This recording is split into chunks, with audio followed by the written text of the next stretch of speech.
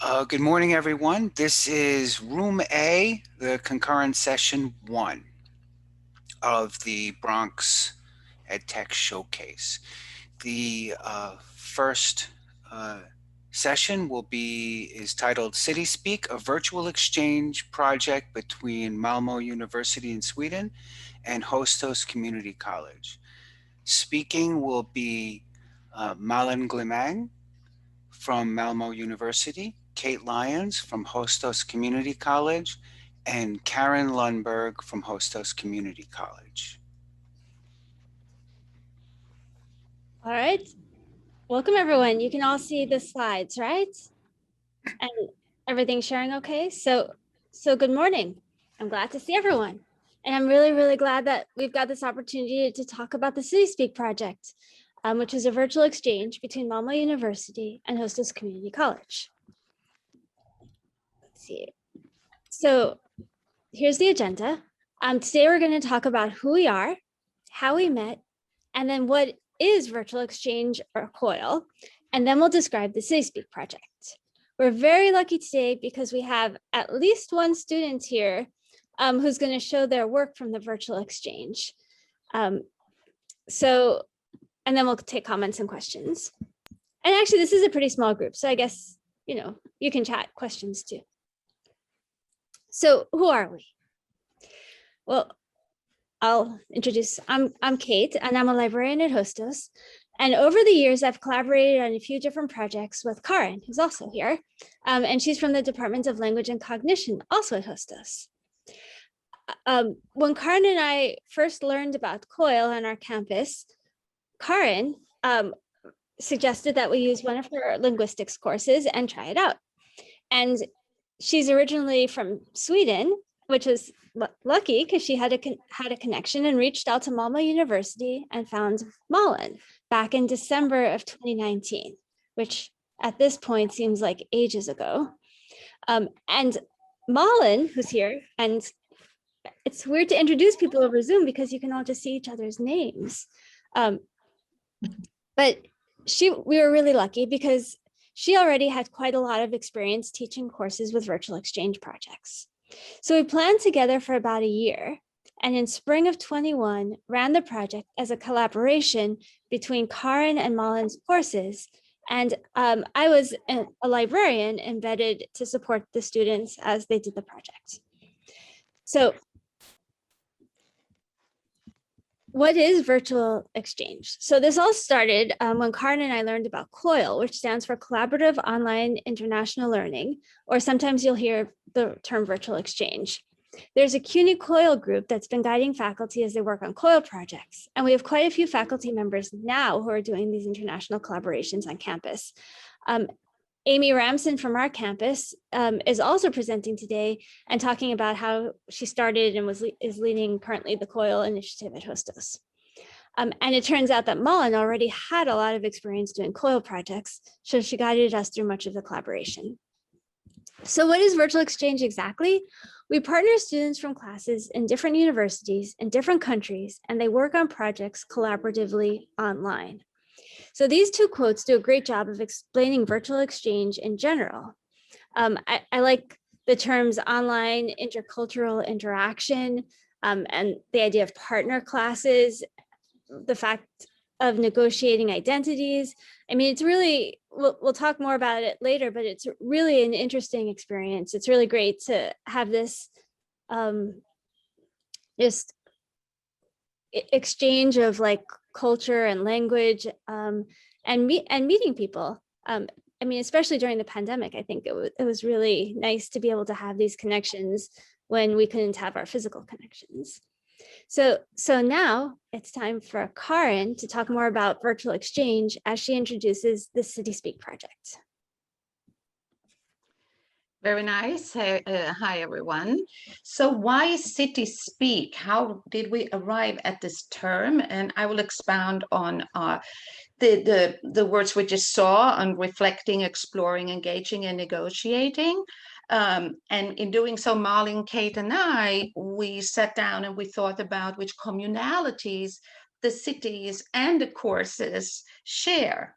And we quickly found out that both Malmö and New York are very vibrant, diverse environments and cityscapes. But we had to dig deeper into the curricula to find a common denominator between the courses. So Lin 102, or bilingualism, explores language and society in the role of multilinguals from a US and a global perspective. And we discuss language maintenance. That means you can preserve your language, or language loss, or you lose your language as a bilingual. And this also has to do with endangered languages when we look at this globally. And we identify dynamics of linguistic power relationships, which is very interesting, especially in an urban environment. So both our courses, bilingualism and Malin's course, we apply critical literacy and multimodal tools to examine urban identity and discourses. Both groups live in vibrant, diverse environments where intermingling stories and sometimes conflicting discourses prevail. And it's this tension that we are interested in. We are interested in where discourses diverge or converge in the urban landscape.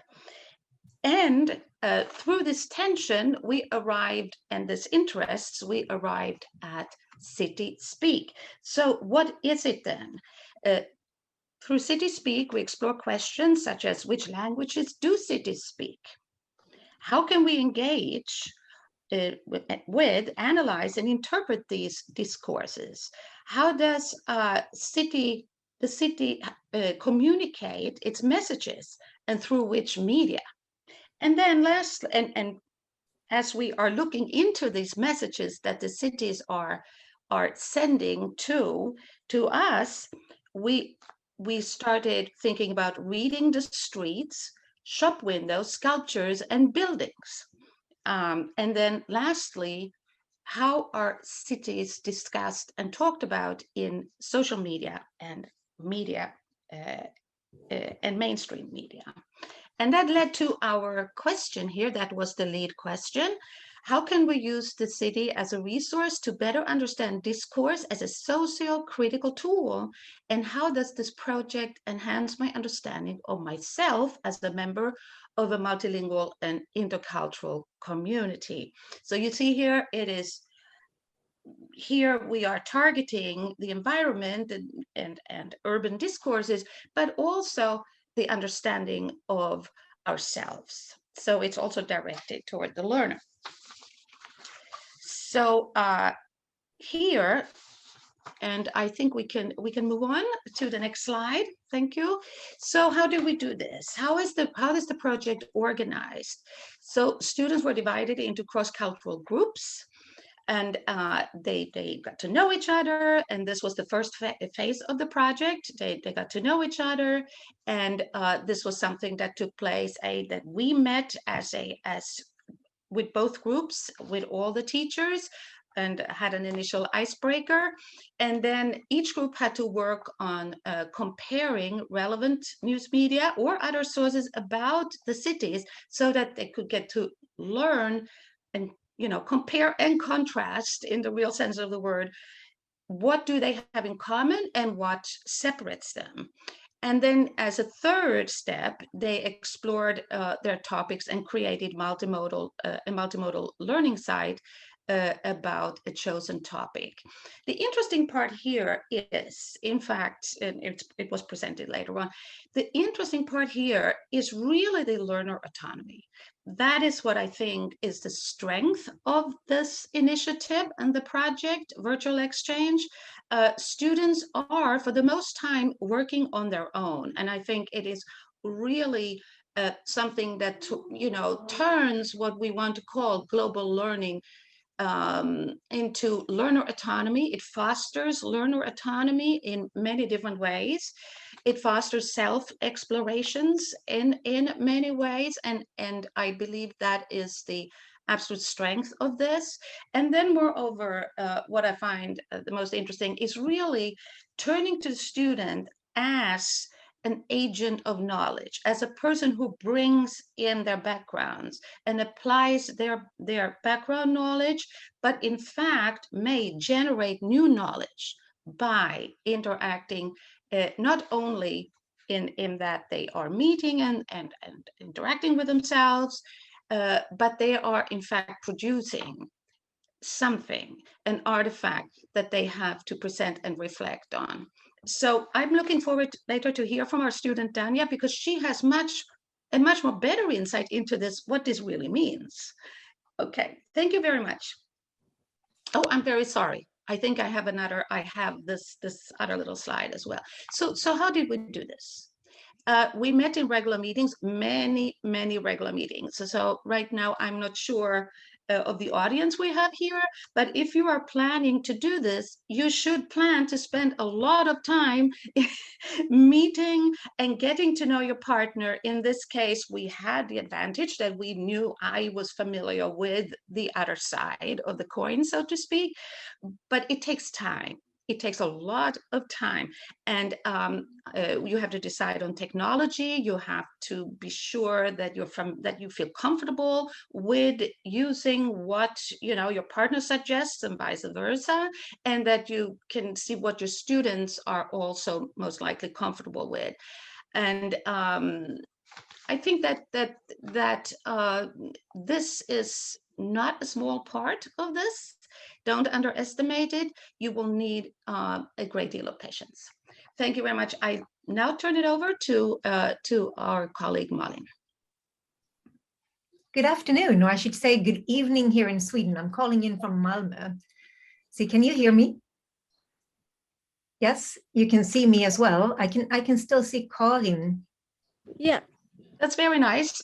I can't see you, Malin. I just want to make sure you can hear me and see me. Okay, yeah. Great, good. Okay, so it's almost evening over here in Malmö, southern part of Sweden today, and the sun is shining still. I will tell you about the slide here in front of us. It's perhaps the less exciting part, actually, the learning environment. The virtual learning environment, but nevertheless, it's very important. So we decided to go with Malmö University's official platform, Canvas. We could have chosen any official platform, really, but I was able to actually gain help from IT support, and that was very valuable because it's a bit tricky to enroll foreign students into the learning platform. And this is really, it functions as a hub, a digital hub where we can organize the information, we can reach everybody because we have all the students gathered in one place. And also we could divide students into groups and make everything very transparent so that all of us could sort of peek into all the different groups and see what was going on there. And then, of course, as the next digital layer, the students also had their own channels, WhatsApp, Messenger, Google Docs, and so forth. Right, I think I'll stop there because I want to save time for Dania here. I'll say a few things about our first Zoom meeting.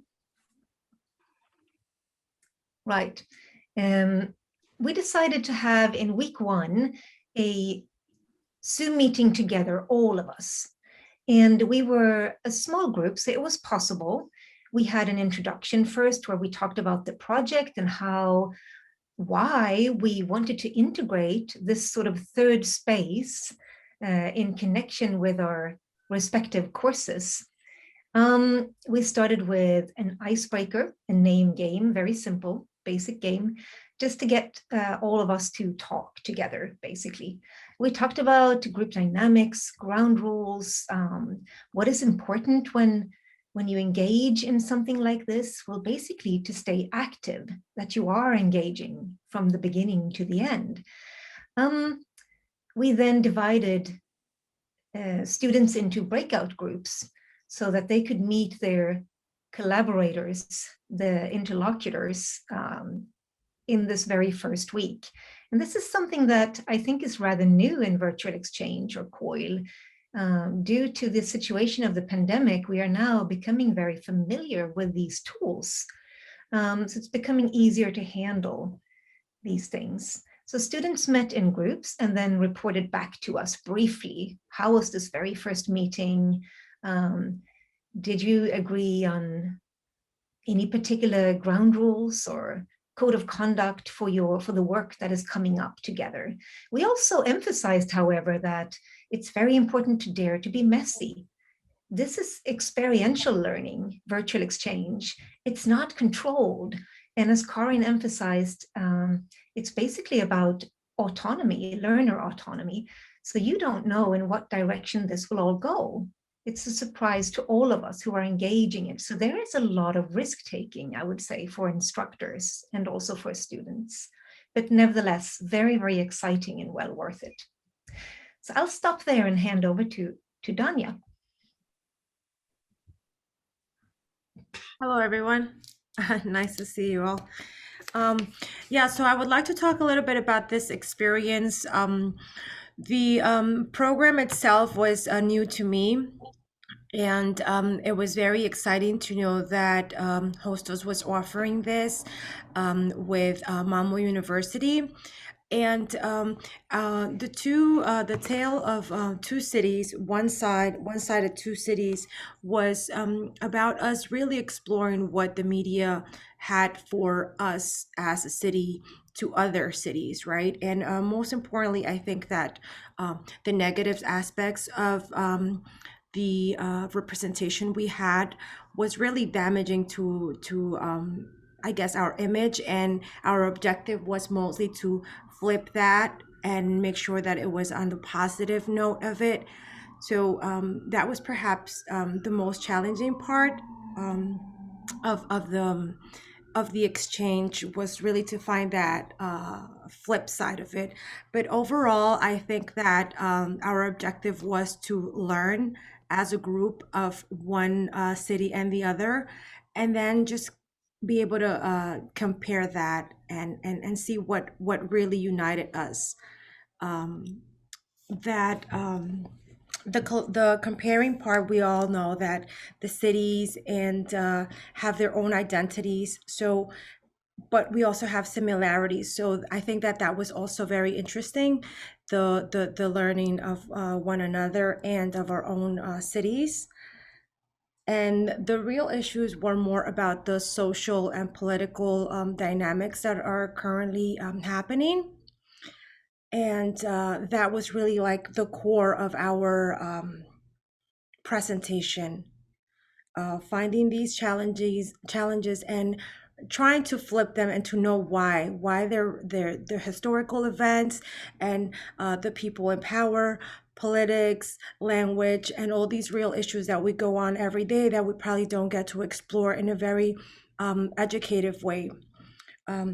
Aside from that, the transnational collaboration, finding our channel of communication and making sure that we were in a time schedule based was really also an objective for us. Knowing that there are 6 hours difference from New York and Sweden was challenging in itself to find the right time. But other than that, I think it was fun. We were able to learn a lot. I personally learned a lot from Sweden, the culture, Malmo itself. And even though it was, I guess the fun part was the fact that it was virtual, but the exchange, I felt I had someone very close to me. My teammates were very professional, and I felt that we were really all giving our selves to this, very engaged. Like my professors have already said, it was mostly about independence, but also codependence. So it helped out tremendously. So I'm very happy that Hostos was able to offer this to me, and it was a great opportunity for me as a student and as an emerging professional. Yeah, thank you. Thank you. Oh, thank you so much, Danya. It's wonderful to hear from you. And And I really wish that we could have more students involved here today. I will just say something very brief about this, just to give you one more example. This is another group's work, and they could not be here today, unfortunately. They focused on street arts, basically graffiti, and they went out with cameras, taking pictures, photographing things, basically exploring very, very hands-on, how do the walls speak in our two cities? What's going on there? And can we indeed find global themes that we have in common, that young people express on the walls of our cities? And yes, there were a lot of those themes. For example, I think students noticed very quickly that Black Lives Matter, that is a theme which is very vibrant here in Malmö as well. And we have our own grassroots movement here connected to your Black Lives Matter movement. Yes, so they wrote, they inserted clips, they have TED Talks. This is really, I think, truly an example of a multimodal product where you would really need to take some time to explore this entire Padlet to see everything that they've included here. And they ended way to the right here with their own drawing, mixing in some of their own ideas and thoughts. And for my students who are training to become teachers, this was a real eye-opener because they noticed how the city really is a text. You can use the city as a resource for learning in very effective ways. Thank you. Thanks.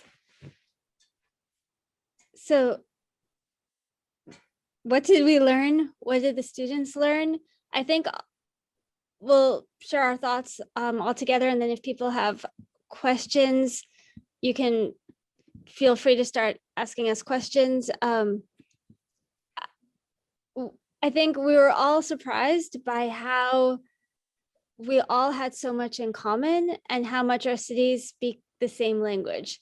I think all of us, when we started, had like stereotypes or thoughts about what it was going to be like.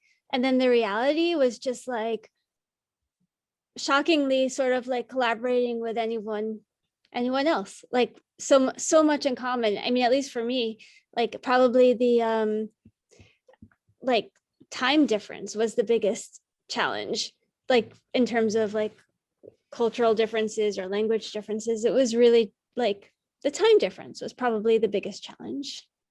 I don't know if anyone else, I mean, and that's from the experience as someone, one of the people working on the class, and then watching the students work together was also kind of amazing because everyone got along really quite well, I thought, and then produced like a great work.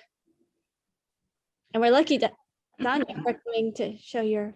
Yeah, I actually wanted to add to that, Professor Lyons. I mean, personally, I was just so happy about this when Professor Karin spoke about this. It was just, I think it came at the right time, knowing that we have been indoors, throughout this pandemic, and it was.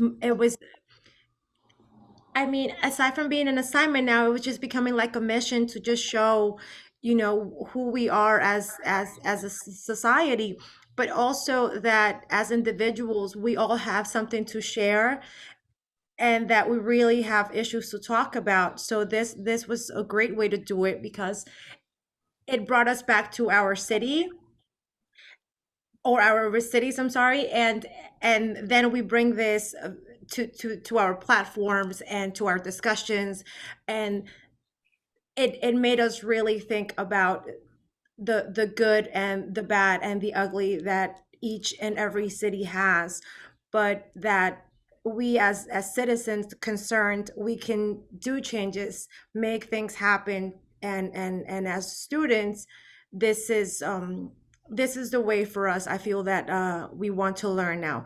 Virtual exchange for me worked. I was at the comfort of my home, but I was always engaged in it, and compromising with others from far away was really exciting for me. We got to speak about things that I would say only probably were happening in my community, but in reality it happens somewhere else, and it's just a matter of reaching out and speaking about real situations and the learning process of it all. Beautiful. Yeah. Thank you so much, Dania.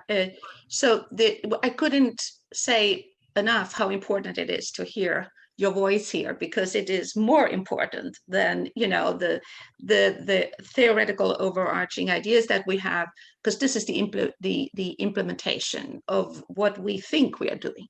As instructors, we think we are doing something, but it's in the implementation that it really happens. And so one aspect here, and you can see here or two, cities speak the same language. I think that was an important important outcome of the project, that this is basically what we found. And I think, as you've said already, we found less differences and more communalities, and I think that was something very beautiful.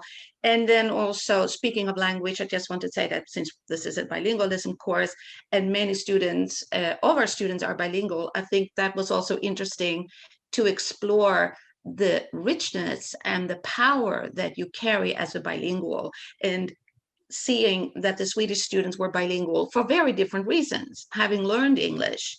That's where you met, and you could all explore how you use these languages and what these languages contribute to your lives. So this is, I find that very important.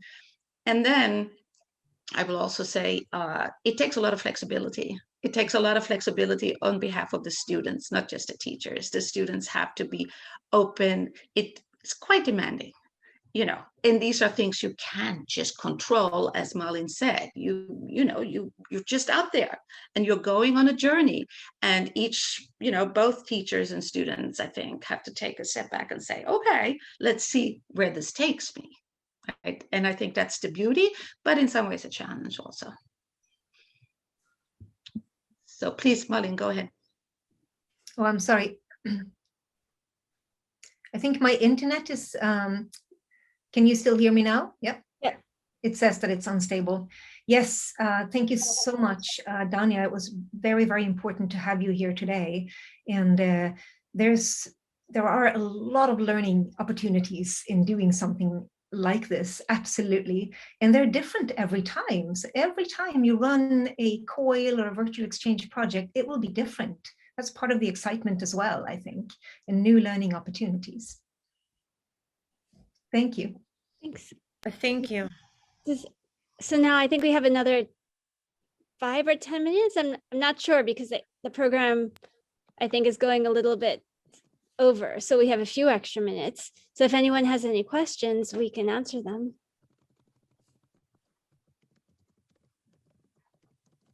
Here we go. I'm not sure who's in the room, if you are people who are interested in doing a COIL yourself, or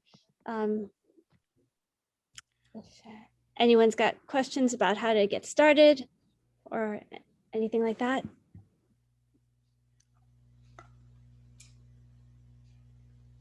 Well,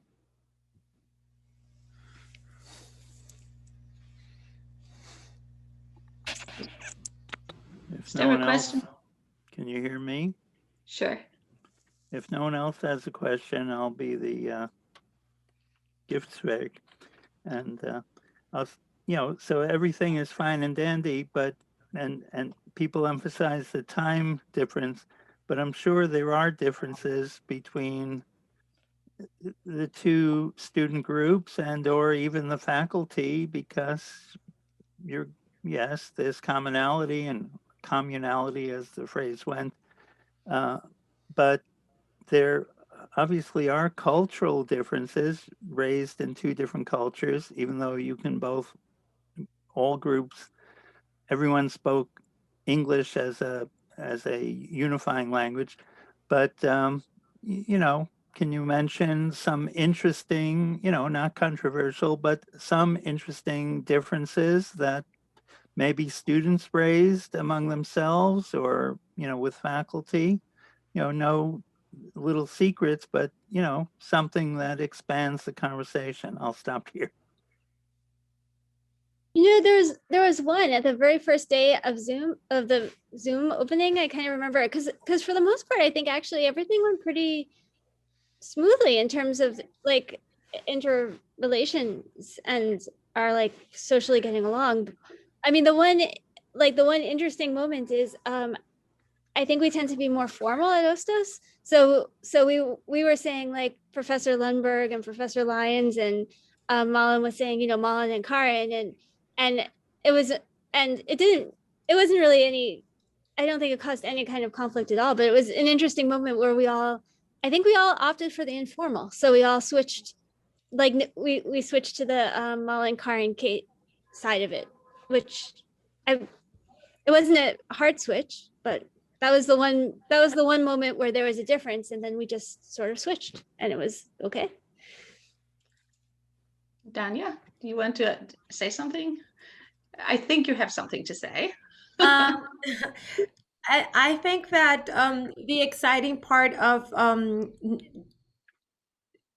this collaboration was for me personally to actually learn about other issues, because I was very open-minded to what's going on in your city, and in Malmo particularly, immigration, just like here, is an issue. So I didn't see it much of a controversy, but more of like, it is a real issue, but how do you deal with it, or how are politics viewing this? And the segregation matters. So that to me was significant, because it was not something that was affecting me, but it was affecting my teammates, and it was something that we live with right now also here. And also the language barriers, maybe not for them, because they're students as myself, and English it's the very important language to learn, but we also saw it as, how are other languages being seen, and how is that an issue for people of Sweden? How do they see that? So that was the objective was to really find the positive and the negative sides of this, of the cities, but overall to find an understanding to that. So that was for me beneficial. Perfect. There is one more question. I don't know, Eric, if we can take from Dr. Soho, if we could just maybe hear the question, and maybe Professor Glimang can or Malin can weigh and see. No. That sounds great, but could you turn off the sharing because it's the question session? Can I speak? Yes, yeah. please. Oh, okay. Sorry. Morning, everyone. This is Dr. Soho, and I really I enjoyed the topic. And my question is, yes, we understand that all the cities speak the same languages through everything that you guys show. But for my understanding, the end goal is to help reshape the behavior of the whole society. And through the work that you guys done so far, how did you see that modification, that changes is happening, so that we can really and truly see a better society where our student put it, the better, the ugly, and everything that can be put it aside, and we can all be in an environment that can be sustainable and redefine where we want to go. Because at the end of the goal, we as a faculty here, we are living, and the students will be the one taking over for tomorrow. So is how the behavior is changing. Did you see anything that truly show that yes, the learning process is going, but at the same time, the behavior of an individual is changing that can influence the behavior of the society? Thank you. Yeah, sure.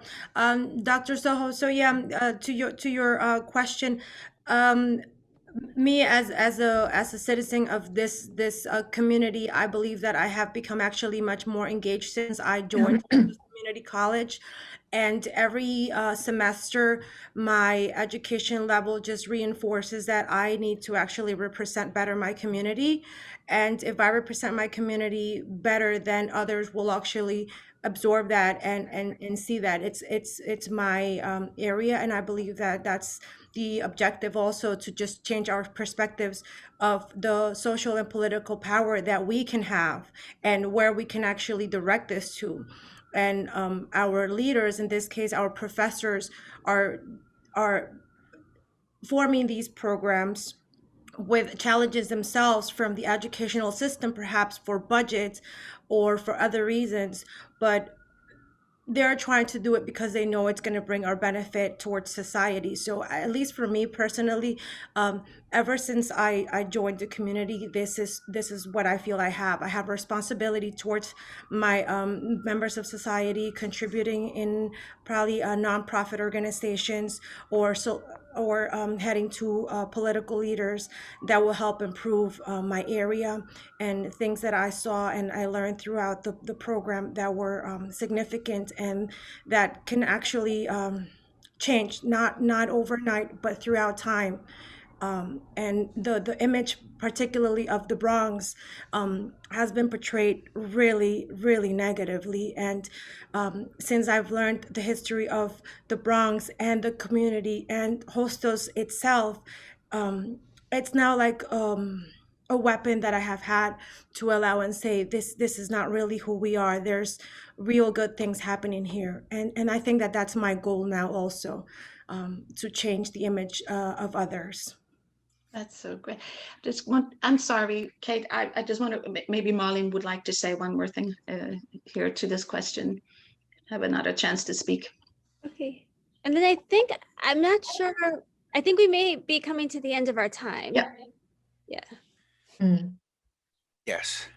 Oh, I'm happy to end with Danya's words there. Otherwise, I think you said it in a perfect way there, Danya. And maybe I just want to add very quickly that it is an issue in virtual exchange to try to design projects where you foster critical thinking, because many people researchers have written about this, that there's a tendency to go for easy commonalities, we're all the same kind of thinking. So it has to be in the design to try to foster critical thinking in various ways. And it's not always successful, of course. As I said before, it varies from project to project what happens.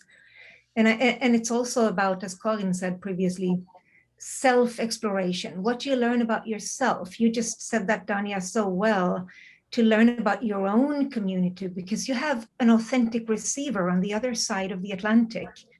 And that makes you look at your own community sometimes in a fresh way, so to speak. It can be quite empowering in that way. Actually, yeah, throughout the beginning of the project, when we started to the ice break session, we were like, what's your image like of Sweden, or what's your image of New York or the Bronx? And it was, I didn't know much, but people knew about New York and the Bronx. It was like the bad side of New York, and I'm like, it's not. I mean, I was like, is it or is it not? But the further I digged into it, I'm like, no, this is just so wrong. This is not true. So it really became a mission to learn more and to actually transmit this information to my group. And my group is not New Yorkers, they're not from the Bronx, but at the end of the project, they were like, wow, we learned so much too. And it just changed the whole perspective. And the perspective is what keeps us fooled a lot of times. So changing the perspective and digging into reality and really talking about these social and political issues is the goal, to just bring them to the table and say, what solutions do we have? And that's what we're doing here, I believe, and obviously in very useful and educational ways. Thank you. thank you all, and thank you to our speakers. Thank you. Thank you to everyone. Thank you. Thank you for coming. Thank you, Danya. Thank you. Thank you. This is exchange in itself. Yeah. Yes, thank you very much. Thank you, Malin, as always.